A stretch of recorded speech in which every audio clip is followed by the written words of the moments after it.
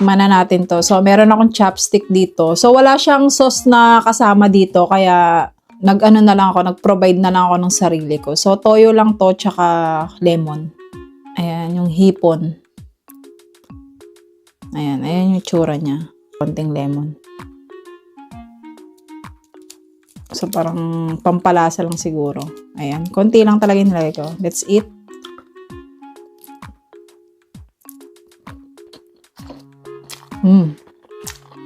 Ayan. So, salmon naman tayo.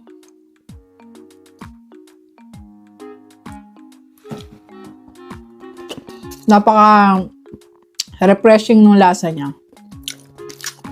So, good sa akin. Salmon ulit.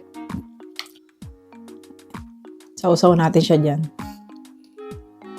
Let's go.